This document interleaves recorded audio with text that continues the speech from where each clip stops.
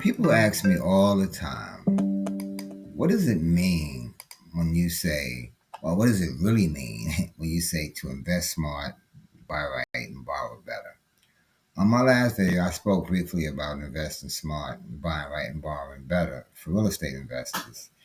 And afterwards, I received a couple of phone calls, a couple of text messages and emails asking if I can go into more detail. So I want to apologize in advance at the length of this video.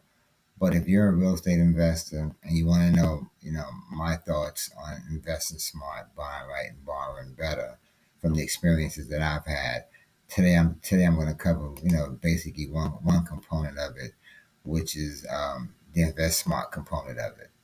Now, focusing on that part, I'm going to start off by just speaking on just only invest smart today.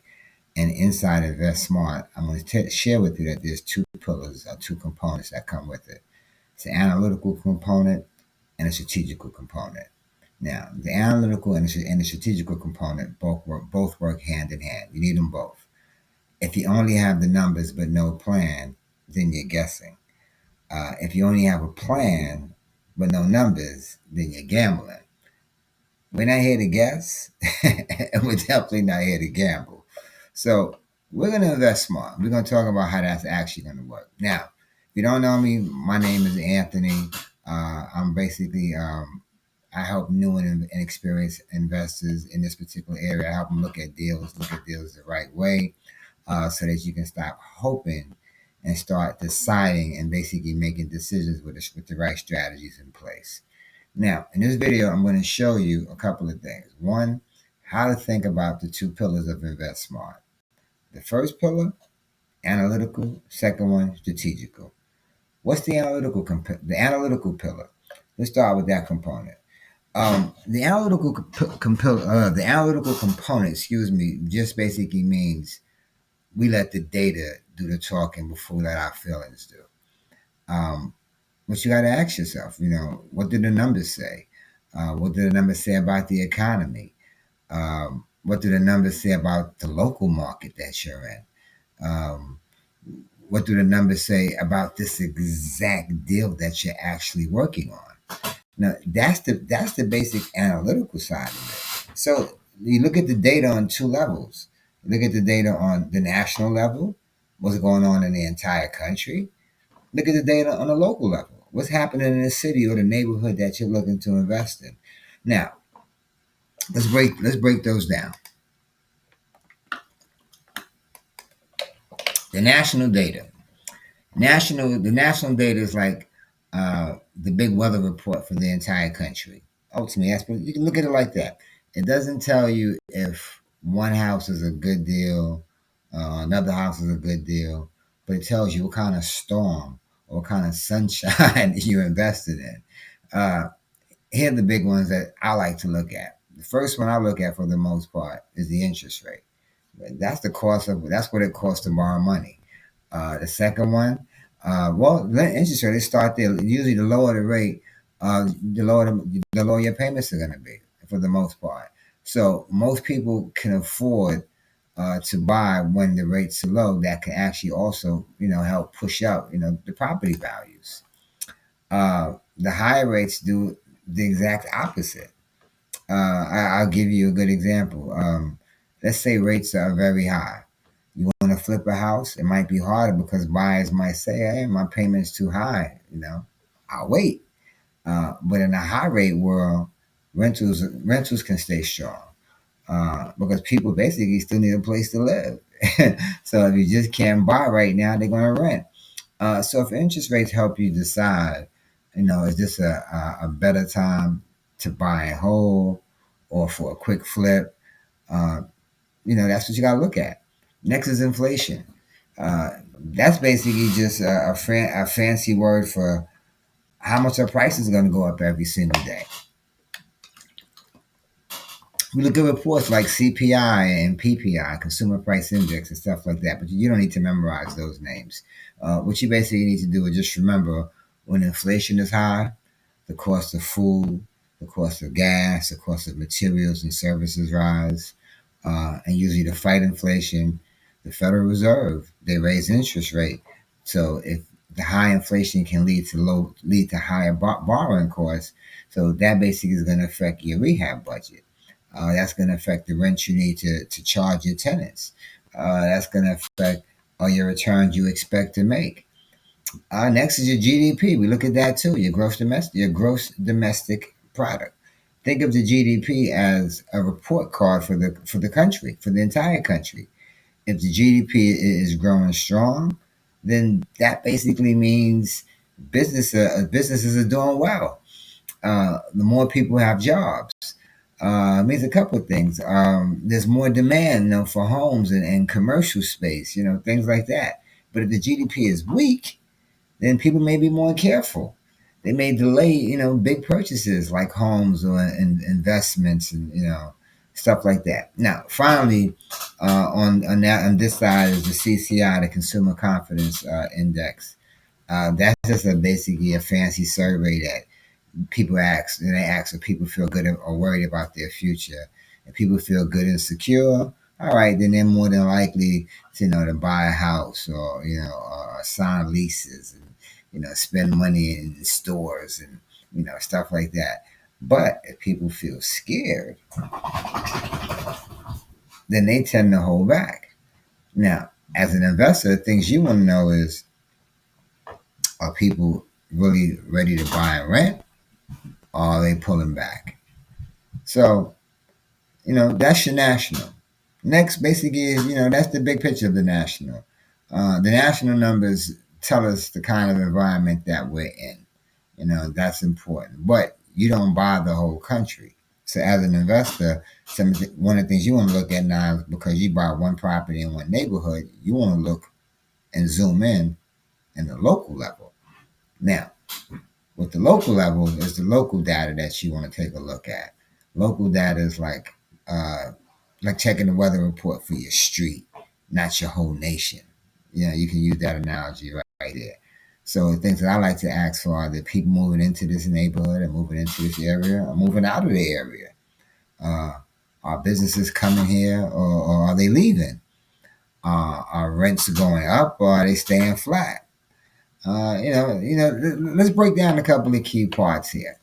One, demographics, jobs. Um, let's talk about the demographics in the population. Let's take a look at that, because that's a big word. As for basically who lives here. We look at things like the population growth. Uh, is the number of people living here going up, or is it going down?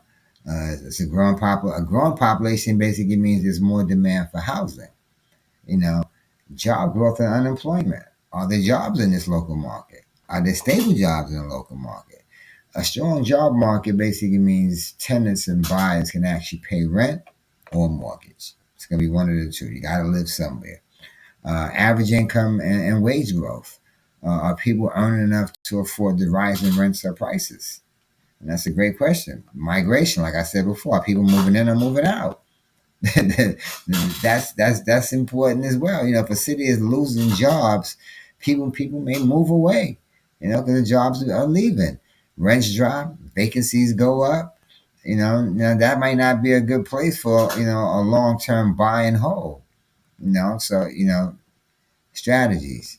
You got to get your housing market data in that particular area, in that local market as well. So, what I like to look at also is the home price trends. Are prices going up? Are they going down? Are they flat in the area? How much inventory? How much are homes are for sale? What are the days on market? Low inventory usually means more competition and higher prices. Days on market means how long is it going to take for the house to actually sell? You know, if houses are selling fast and inventory is low, then that's a hot market right there. A fix and flip might work well there too.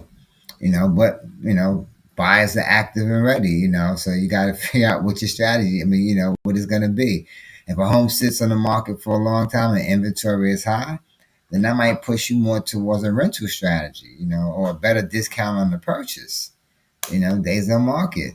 Look at the rental market that's out there. Now, if you're thinking about rentals, Then the things that I would have looked to ask is what's the vacancy rate? What percent of the units are empty out there?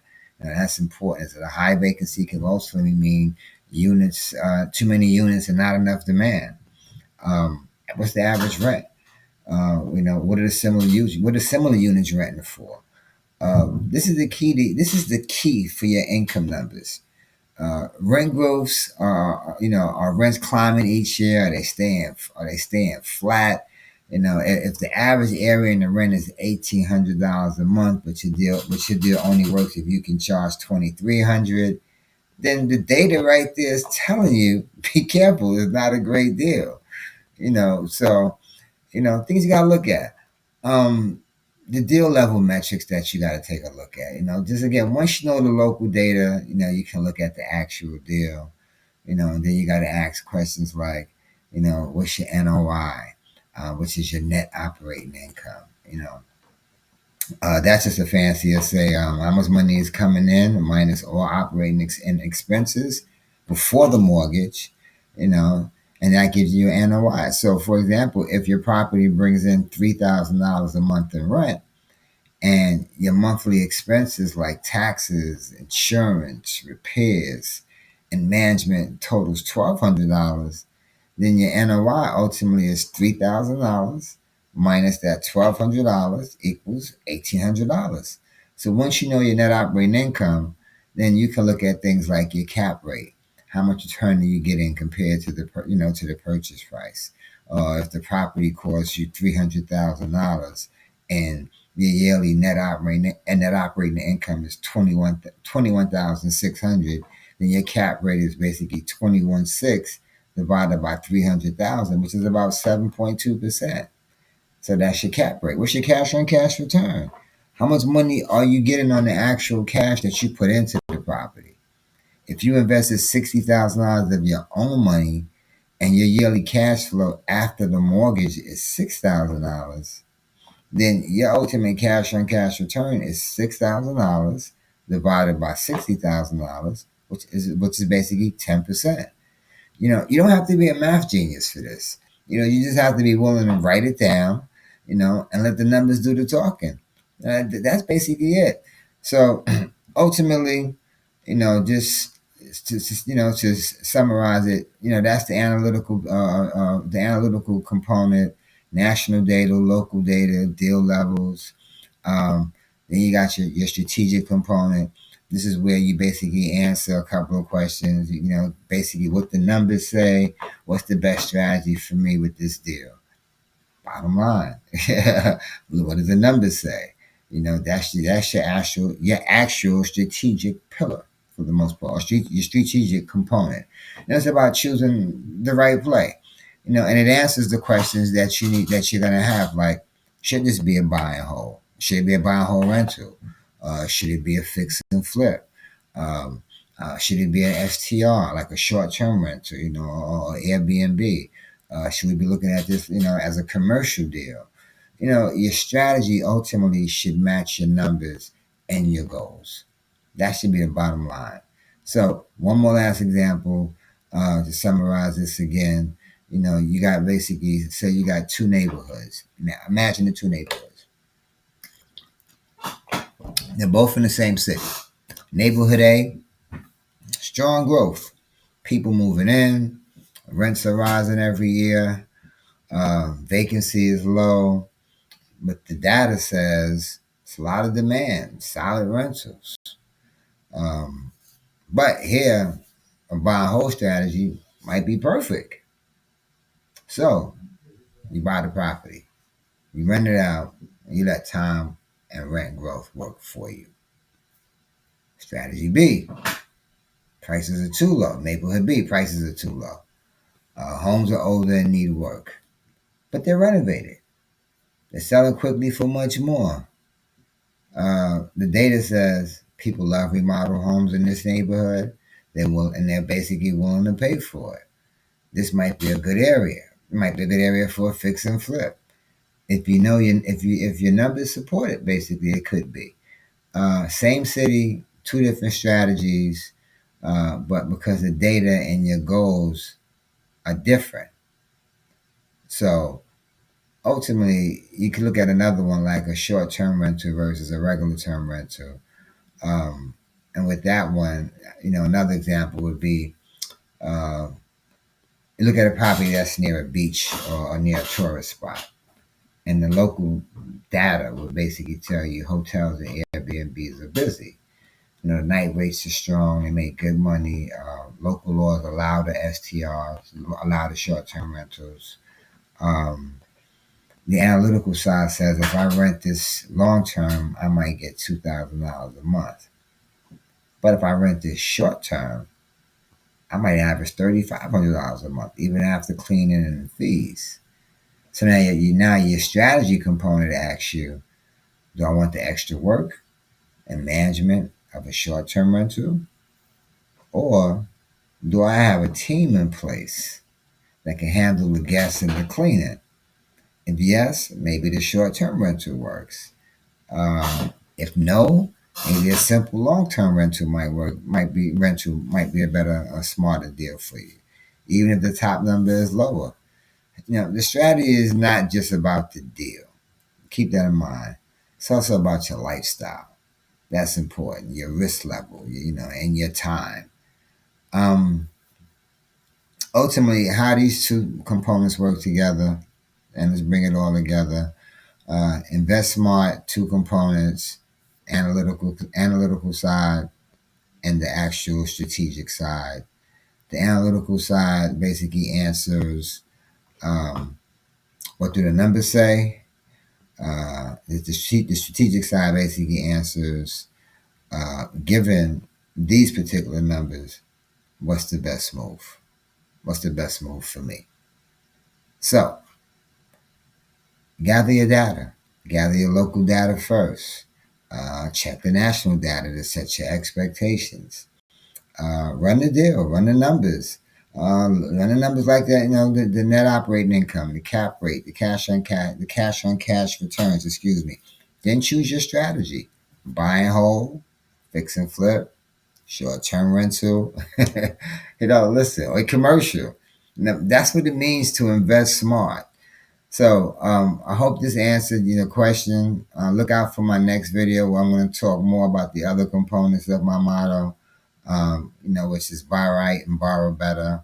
But none of that matters if you don't first invest smart. I hope this helped. Hope you understand, the two components to it. Hit the like, share with another investor. Follow me on YouTube, Mortgage Matters with Anthony, for more simple breakdowns. But basically, just like this. And if you want help, look at the numbers. Want help looking at the numbers on your next deal? Click the link in my button in the description. Book a free consultation with me. And until then, remember one thing: invest smart, buy right, borrow better. Peace.